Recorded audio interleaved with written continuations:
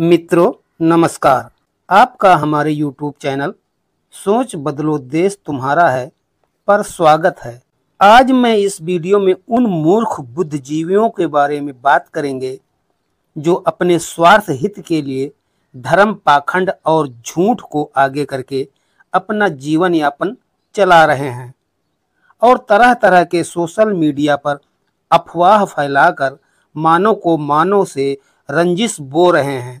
अरे मूर्खों, कुछ तो शर्म करो। तुम ही लोगों ने जीव जंतु और प्राकृतिक संपदा को तो आधे से ज्यादा तो नष्ट कर दिया है और अब मानव जाति को भी नष्ट करने पर लगे हुए हो। इस खूबसूरत पृथ्वी मैया पर तो दया करो जो तुम्हारी माँ है। क्यों इसे दहकता हुआ गोला बनाने पर लगे हुए हो? सच्चाई क्या है समझने की कोशिश ही नहीं करते हो। वेद धर्म शास्त्र को मानते नहीं हो और जब मेरे जैसा आदमी आपको समझाने की कोशिश या कोई बात बताने की कोशिश करता है तो प्रमाण मांगते हो। आपको पता है सबसे बड़ा प्रमाण वेद और मानव की रहन सहन, खान पीन और भाषा ही है, जो उसकी कर्म शैली से उसके इतिहास का पता चलता है। ऐसी ही जानकारी मैं आपको बताने जा रहा हूँ।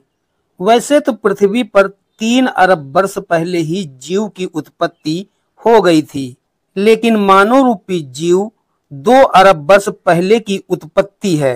पहला मानव कैलाश पर्वत के मानसरोवर झील के पास स्वयं से उत्पत्ति हुई, जिसे हम स्वयंभू, शिवाम्भू या शंभू कहते हैं।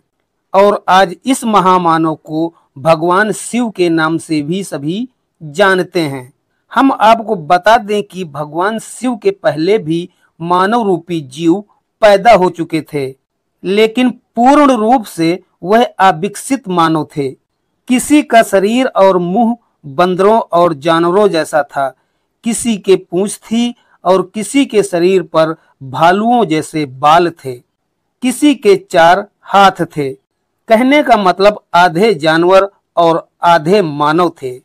इन्हीं आधे जानवर और आधे मानव के पूर्वजों में हिम मानव, हनु मानव थे।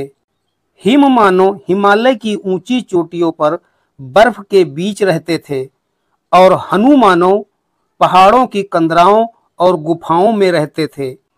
हिम मानव दैत्याकार रूप में दिखाई देते थे, लेकिन हनु मानव दैत्याकार होने के साथ साथ बुद्धिमान भी होते थे।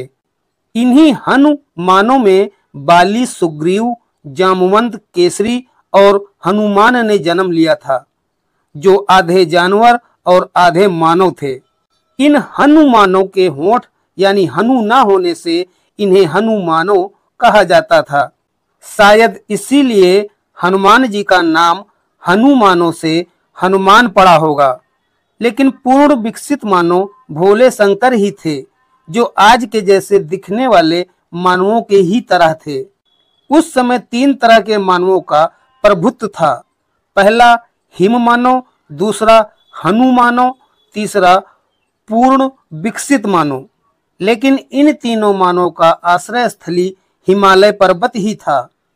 हिम मानव हिमालय पर्वत के ऊंची चोटियों पर बर्फीले जगह पर रहते थे और हनु मानव हिमालय से सटे सुमेर पर्वत पर रहते थे और पूर्ण विकसित मानव कैलाश पर्वत के मानसरोवर झील के पास रहते थे। उस समय पृथ्वी पर वातावरण में बदलाव होने की वजह से हिमालय पर्वत पर कुछ विनाशकारी घटनाएं हुई होंगी, जिससे हनु मानव दक्षिणी भारत के किष्किंधा पर्वत पर चले गए और पूर्ण विकसित मानव कैलाश पर्वत के मानसरोवर झील से निकलने वाली नदी का छोर पकड़कर मैदानी भागों में चले गए। जिस नदी का छोर पकड़कर मैदानी भागों में गए थे, उस नदी को सिंधु नदी कहते हैं। इस सिंधु नदी का नाम भगवान शिव के नाम से उत्पन्न हुआ है, क्योंकि भगवान शिव स्वयं से उत्पत्ति होने के कारण उन्हें स्वयंभू, शिवाम्भू, शिवाम्भू, शंभु, संभव, संभवु और सैंधव कहा गया। यही सैंधव से सिंधु नदी शब्द बना। बाद में ही सिंधु नदी से हिंदू शब्द प्रकाश में आया। यही सिंधु नदी हिमालय पर्वत से निकलकर अफगानिस्तान होते हुए अरब सागर में जा मिलती है। जो मानव सिंधु नदी के आसपास क्षेत्र में बसे थे, उन्होंने सबसे पहले भेड़ पालन का कार्य किया ताकि उनका जीवन और सुलभ हो जाए। मानव जाति की जनसंख्या बढ़ने के साथ साथ ये मानव अफगानिस्तान, ईरान, इराक, अरब और यूनान के रोम होते हुए यूरोप तक जा बसे। जो मानव भेड़ पालन के साथ अफगानिस्तान, ईरान, इराक और हिमालय की तलहटी में बसे थे, उसे सिंधु सरस्वती सभ्यता कही जाती थी, यानी इंडो आर्यन सिविलाइजेशन। और जो यूनान के रोमन साम्राज्य और यूरोप की तरफ भेड़ पालन मानव बसे थे, वह सभी सुमेरियन सिविलाइजेशन यानी सुमेरियन सभ्यता कही जाती थी। इसे मेसोपोटामिया की सभ्यता भी कहते हैं। मेसोपोटामिया सभ्यता में सुमेरियन, असीरियन, अक्कादियन और बेबीलोन जैसी सभ्यताओं का विकास शुरू हो गया। इस समय काल तक केवल भेड़ पालन, पशुपालन और कृषि कार्य ही होता था। इन सभी सभ्यताओं में अग्नि, सूर्य, जल, वायु, चंद्र और भगवान शिव की ही पूजा की जाती थी।